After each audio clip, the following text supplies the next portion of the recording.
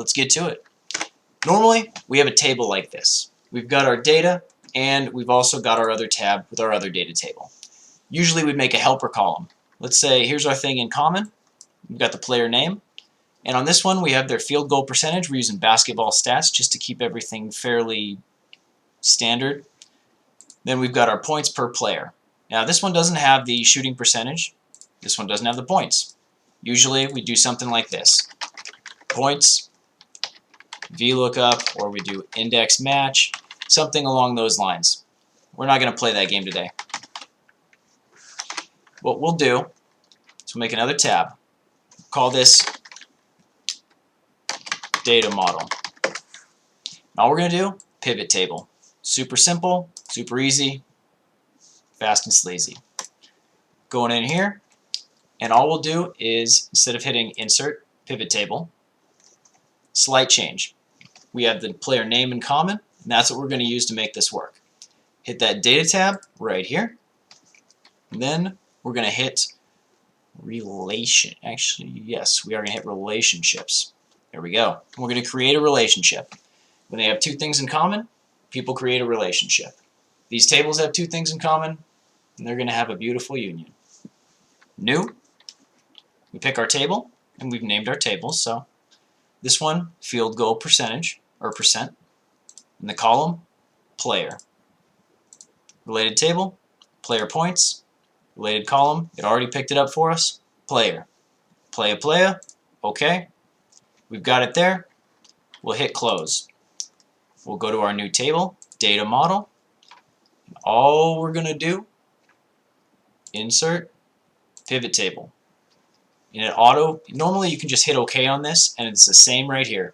You don't have to select the table, the range, you've already loaded them into the data model.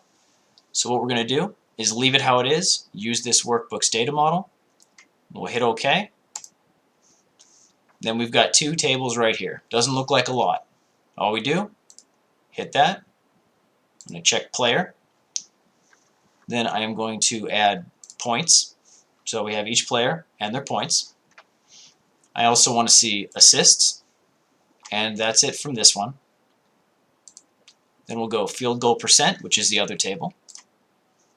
And then we're going to add free throw percentage, 2-point percentage, 3-point percentage, and we'll have an overall field goal percentage. And guess what?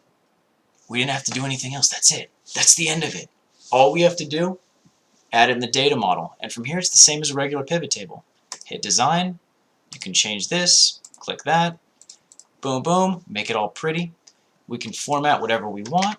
So if we wanted to format this as percent,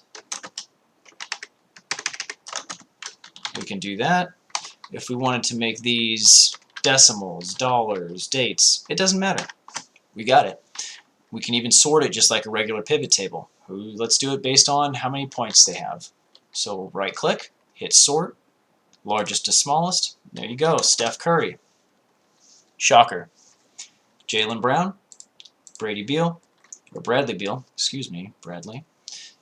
And we've got all their stats right here. Everything updates. And this is perfect when you get something at work. Let's say you have two tables coming into you. One report, another report. Usually you have to intermingle, get some cross-contamination going on. After that, you have your index match, your VLOOKUP, whatever. Those relationships get fragile, they can break, but regardless, it's something you have to do. And anytime we have to do something, it opens us up to human error. With this, doesn't exist. All you do is add the relationship, boom, boom.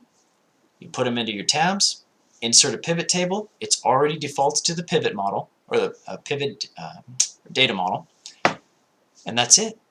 You can even write a macro for it. We'll go over that in another video, but that's about it for this one. So if you've been liking this content, hit that can't stop, won't stop kitty somewhere in the bottom right screen part there, and that's it. See you next time.